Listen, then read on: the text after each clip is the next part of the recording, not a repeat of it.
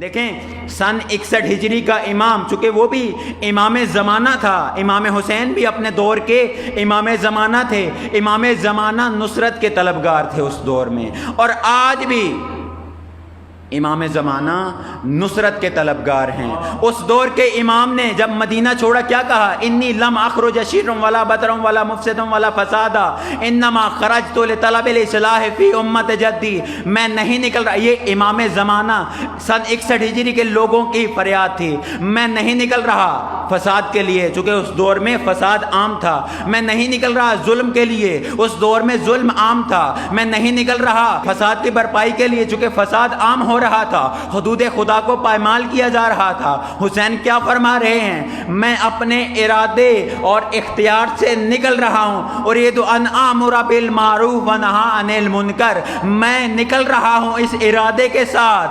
وقت کا امام یہ کہہ رہا ہے کہ امر بالمعروف ونہی عن المنکر کے لیے۔ دیکھیے قرآن کے اندر خداوند متعال نے امت رسول کو کس عنوان سے یاد کیا ہے؟ خیر امت سے یاد کیا ہے، اور خیر امت سے جب یاد کیا تو فوراً کیا کہا؟ کنتم خیر امت اخرجت للناس، تم میں سے ایک قوم ایسی ہے کہ جو خیر امت ہے، جس خیر امت کا کام یہ ہے، کیا کام ہے؟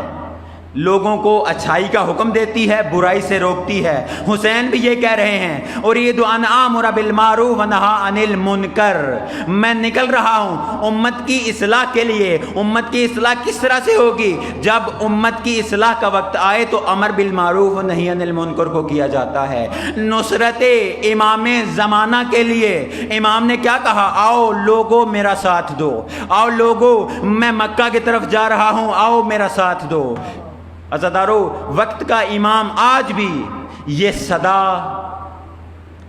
گونج رہی ہے، آج بھی یہ صدا گونج رہی ہے کلام امام حسین کے شکل میں، کہ حسین یہ کہہ رہے ہیں انما خرجت لطلب الاصلاح فی امت جدی، میں نکل رہا ہوں امت کی اصلاح کے لیے۔ انتہائی اہم نقطہ ہے، اس کے بعد میں ذکر مصائب اور آپ کی زحمتوں کو تمام کروں۔ دیکھیے انما خرجت لطلب الاصلاح فی امت جدی، جبکہ حسین کو تو یہ کہنا چاہیے تھا امیر شام کے بعد یزید برسر اقتدار آ گیا ہے، میں یزید کے اصلاح کے لیے نکلوں، نہ، انما خرجت لطلب الاصلاح فی امت جدی، جب اس دور میں یزید جیسا اور یزید حکمران برسر اقتدار آیا تو امت اسلامیہ خاموش تھی، بجائے اس کے کہ حاکمیت اور حکومت کی اصلاح کے لیے نکلتے، حسین نے کہا میں امت کی اصلاح کے لیے نکل رہا ہوں۔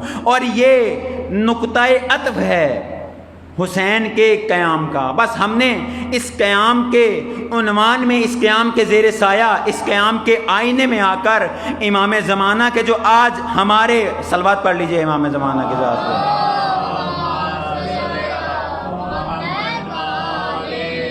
ہم نے اس قیام کے اسباب کو سمجھ کر اپنے وقت کے امام کی نصرت کرنی ہے، چونکہ محرم کا فلسفہ ہی یہی ہے، محرم کا ہدف اور مقصد ہی یہی ہے۔ مثلا مقصد فقط عزاداری کرنا تو نہیں کہ ہم ہر سال محرم میں آئیں، عزاداری کریں اور پھر اگلے سال کے لیے محرم کا آغاز کریں، نہ، ہم محرم میں ایسی عزاداری کریں کہ مقصد حسین کی معرفت ہمیں ہو، ہم حسین کے قریب ہوں۔ حسین نے ایک جگہ پہ یہ فرمایا ہے نرحل معنا، میرے ساتھ چلو، ہم نے بھی حسین کے ساتھ چلنا ہے، وہ سن 61 ہجری کا حسین ہو یا پھر 1400 سال بعد جو پردہ غیب میں ایک حسین بیٹھا ہے وہ حسین ہو، ہم نے حسین کے ساتھ چلنا ہے۔